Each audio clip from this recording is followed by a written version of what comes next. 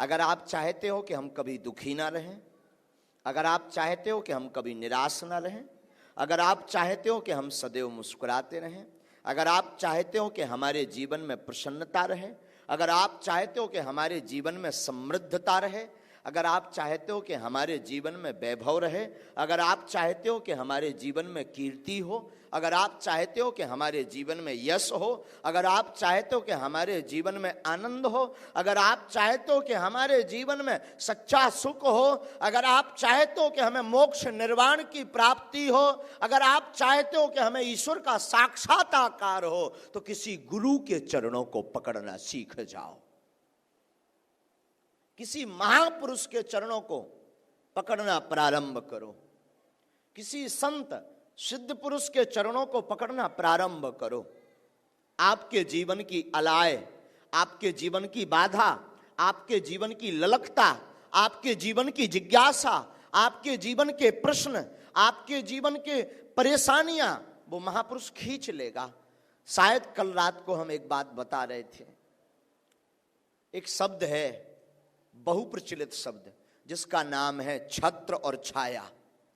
सुना है? छत्र छाया। सब लोग कहते हैं ना, भगवान की छत्र छाया बनी रहे, गुरुजी की मेहर बनी रहे, बालाजी की छत्र छाया बनी रहे, संतों की छत्र छाया बनी रहे, ऐसा बोलते ना।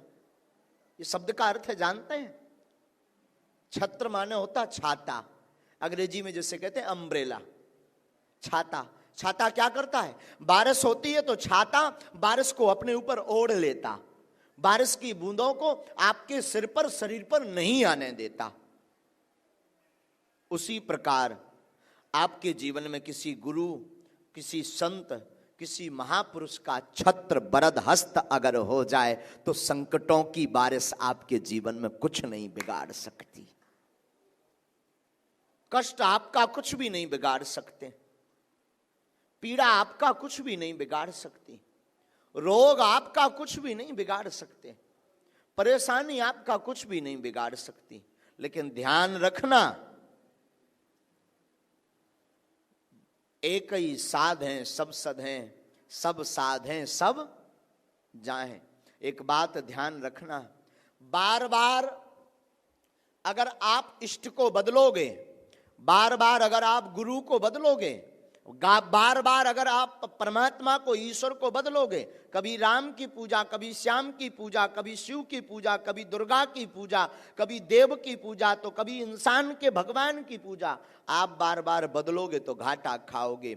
गुरु, इष्ट और मात पिता एक होने चाहिए। माता पिता बदले नहीं जाते, वो तो एक ही होते हैं। उसी प्रकार गुरु बदले नहीं जाते, वो एक ही होते हैं। उसी प्रकार इष्ट को बदला नहीं जाता, वो तो एक ही होते हैं। सम्मान सबका करो, सम्मान सबका करो। तो छत्र छाया जीवन में किसी महापुरुष की बहुत जरूरी है। यही सूत्र है दुख से बचने का, यही सूत्र है कष्टों से बचने का। दुख से बचने का सूत्र यही है कि आप जीवन में आशा रखो तो केवल भगवान से रखो, ईश्वर से रखो, राम जी से रखो, हनुमान जी से रखो। बाकी जगत में किसी से आशा मत रखो। संसार में आशा रखोगे तो घाटा ही घाटा खाओगे, और घाटा तो कुछ लोग समझने में भी खाते हैं।